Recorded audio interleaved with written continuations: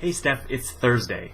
Hello as well to the wonderful Future Chat audience who hopefully is watching this video. So I spent the last 2 to 3 weeks just waiting for somebody I knew and who I thought might nominate me would take the Ice Bucket Challenge, and so that I would have to grab a camera and go and get wet and cold. Luckily for me, in that 2-week period, I managed to come up with something that honors the spirit of this challenge, but I'm actually going to do something just a little bit different. There's been a lot of talk about ALS in the last month or so because of the Ice Bucket Challenge, but as with a lot of social phenomena, most people don't really know why they're raising awareness for ALS research. So on that note, rather than going into too much detail on ALS myself, because it's been thoroughly talked about by many other videos in the last few weeks, I'm going to talk today about a few afflictions that affect much bigger populations, but these groups also need our help in a variety of ways. I'm absolutely not comparing any of these conditions in severity or in symptoms or anything to ALS, but I do think people tend to forget about these kinds of things when they're not right in front of them, and these medical conditions are no exception. As well, I'm going to be doing this while seeing how long I can go with ice cold water pouring all over me. Here goes nothing. I'm a little nervous about this. I obviously had no way of testing how this was going to go. But here goes nothing. As I knew that I was going to forget everything that I wanted to say. And so knowing that was going to happen, I wrote everything I wanted to say down. I hope you'll excuse me for the reading that I'm going to have to do in this video.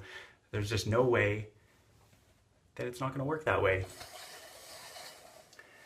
I also really hope that I'm not going to need subtitles, but if I do, yeah, you'll see, because there'll be subtitles, because you won't be able to hear me. Okay. Here goes nothing. I don't know how I'm going to be able to prove to you this is cold water. I hope you'll be able to tell from my reaction that it really is cold water. Okay.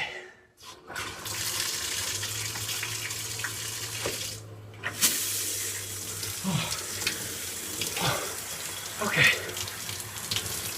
So, some of the top causes of human suffering and death from around the world stem from diseases and afflictions we've effectively cured and can easily treat in North America and in other developed countries. Scroll problems. Scroll problems. Okay, so, for instance, infections like pneumonia and bronchitis kill about 1 in every 1,000 people in developing countries each year. When you add in things like AIDS, malaria, tuberculosis, malnutrition, and the many complications of childbirth in those countries, about 1/3 of people on Earth die from things we've all but prevented in our countries. In addition, the majority of deaths in these areas are not people in their twilight years who've lived whole, long lives. They're children under 5 and people who are brimming with potential, falling victim to horrible circumstances. Now, there's a ton of research going into the treatment, cure, and prevention of the killers that I just mentioned. But the majority of the problems faced by groups like the World Health Organization is that there just isn't enough funding to send to these less developed countries. As a result, many African nations simply don't have the facilities or resources of a modern first world hospital, and so medical care is of much lower quality in those regions. Groups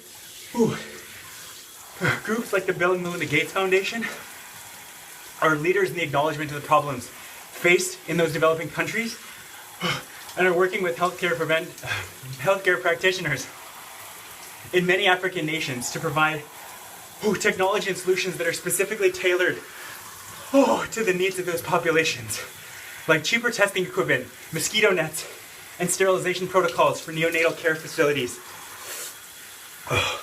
Malaria alone kills more people every single day than have ever died from Ebola since we've known about it.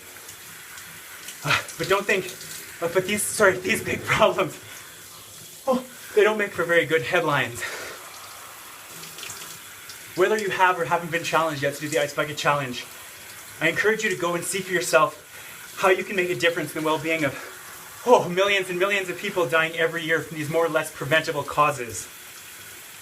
On that note, this week on Future Chat, which is the show that I do every week, we're going to be talking about government-funded scientific research and how the major scientific and technological advances throughout history have been funded primarily by government initiatives and by grants. Future Chat fans and Steph, I hope you tune in on Saturday. It's sure to be a really, really interesting discussion. Anyways, Steph, I'll see you on Monday.